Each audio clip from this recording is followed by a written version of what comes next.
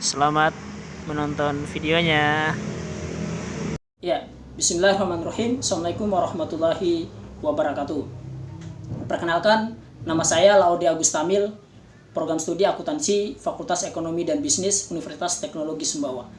Di sini saya akan berbagi video dengan teman-teman terkait tentang proses penyelesaian audit dan proses penyelesaian pelaporan audit.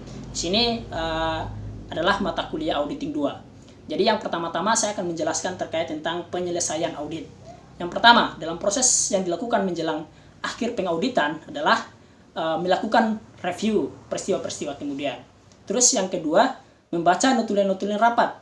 Terus yang ketiga, mendapatkan bukti tentang tuntutan hukum, klaim, dan keputusan pengadilan. Yang keempat, mendapatkan surat pernyataan dari klien. Yang kelima, melakukan prosedur analitis. Nah, di sini kita akan membahas satu persatu. Yang pertama, melakukan review peristiwa. Seorang auditor mereview laporan keuangan dari neraca sampai proses penjurnalan dan bertanggung jawab dalam menentukan kewajaran laporan keuangan klien, tidak terbatas pada pemeriksaan atas kejadian dari transaksi yang terjadi sampai dengan tanggal neraca. Oke, terus yang kedua itu membaca notulen rapat. Notulen rapat pemegang saham itu dengan dewan komisaris, komite-komitenya, auditor harus memastikan bahwa semua notulensi hasil rapat yang diselenggarakan selama periode diperiksa sejak tanggal neraca sampai dengan akhir pekerjaan lapangan telah disediakan oleh klien untuk direview. Pembacaan notulen-notulen itu harus segera diperiksa. Kenapa? Untuk menilai signifikasi terhadap audit itu sendiri. Nah, terus yang ketiga itu terkait tentang hukum, klaim, dan keputusan pengadilan.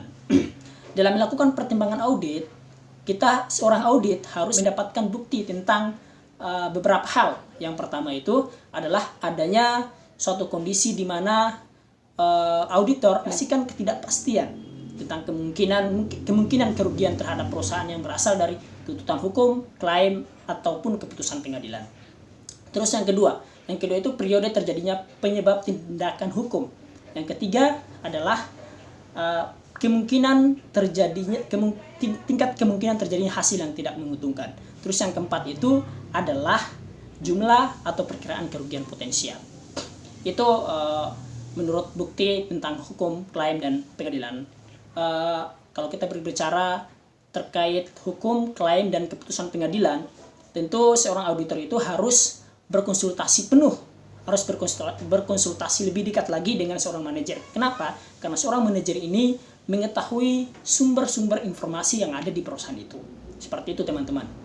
Jadi seorang auditor itu harus berkonsultasi dengan seorang manajer untuk menanyakan kondisi-kondisi hukum, klaim, keputusan pengadilan yang pernah terjadi di perusahaan ini. Nah, apakah auditor dalam menghadapi persoalan hukum harus dia yang menangani hukum itu? Tidak. Seorang manajemen atau seorang pemilik perusahaan harus menyediakan seorang konsultan hukum, seperti itu.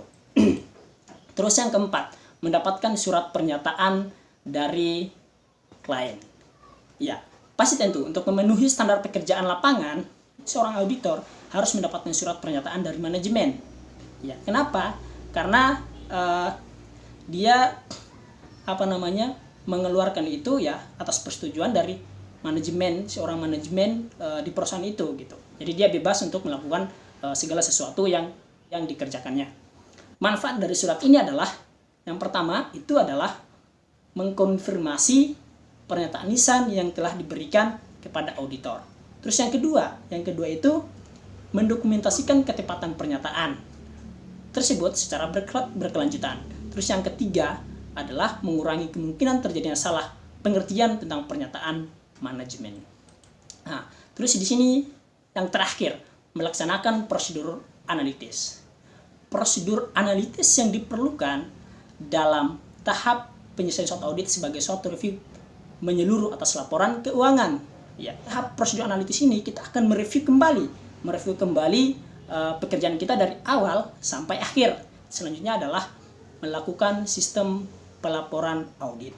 Nah, di sini bukan saya yang menjelaskan, tetapi teman saya yang akan menjelaskan terkait tentang subtema ini, yaitu sistem pelaporan audit. Mungkin itu saja dari saya. Kita cukupkan di sini dan terima kasih. Materi kedua adalah pelaporan audit. Assalamualaikum warahmatullahi wabarakatuh. Perkenalkan, nama saya Amir Nur Aziza, mahasiswi program studi akuntansi Fakultas Ekonomi dan Bisnis Universitas Teknologi Sumbawa. Di sini saya ingin mempresentasikan materi saya tentang laporan auditor atas pelaporan keuangan auditan. Laporan audit merupakan alat formal auditor untuk mengkomunikasikan suatu kesimpulan yang diperoleh dari laporan keuangan. Auditor harus memenuhi keempat standar pelaporan dalam membuat dan mengeluarkan laporan audit. Standar pelaporan pertama yaitu sesuai dengan prinsip akuntansi yang berterima umum. Standar pelaporan pertama menyatakan laporan audit menyatakan apakah laporan keuangan telah disusun sesuai dengan prinsip akuntansi yang berterima umum. Selanjutnya, makna menyajikan secara wajar sesuai dengan prinsip akuntansi yang berterima umum. Auditor dapat merumuskan pendapat wajar tanpa pengecualian sebagai berikut.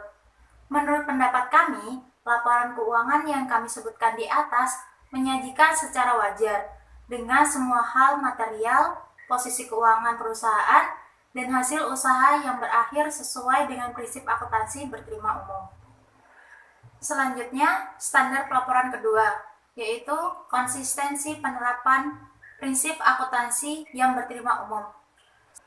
Standar pelaporan ketiga, pengungkapan memadai dalam laporan keuangan, di mana pengungkapan informasi data pelaporan keuangan harus dipandang memadai, kecuali dinyatakan lain dalam laporan audit.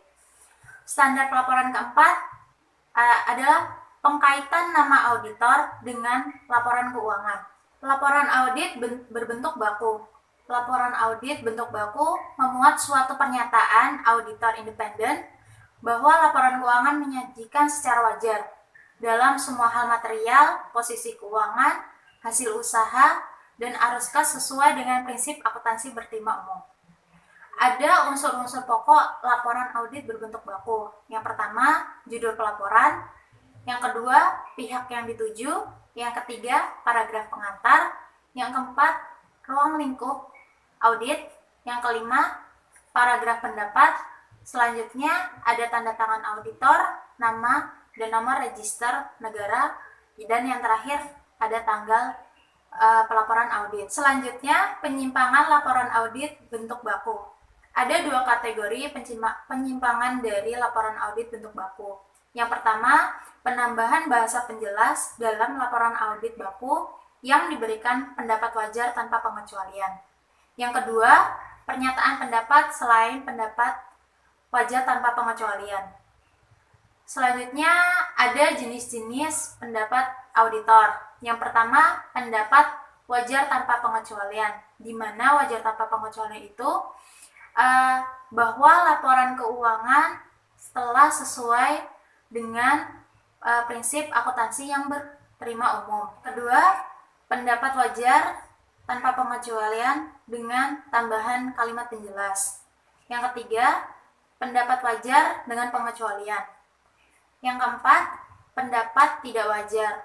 Kalau pendapat tidak wajar tersebut ada beberapa kesalahan pada pelaporan keuangan. Biasanya terdapat kecurangan dan lain sebagainya. Yang kelima, yaitu pernyataan tidak memberikan pendapat atau disclaimer. Cukup sekian penjelasan dari saya, kurang lebihnya saya mohon maaf. Semoga bermanfaat. Wabillahi taufiq wal hidayah. Wassalamualaikum warahmatullahi wabarakatuh. Oke teman-teman, materinya udah selesai ya. Terima kasih, semoga bisa bermanfaat.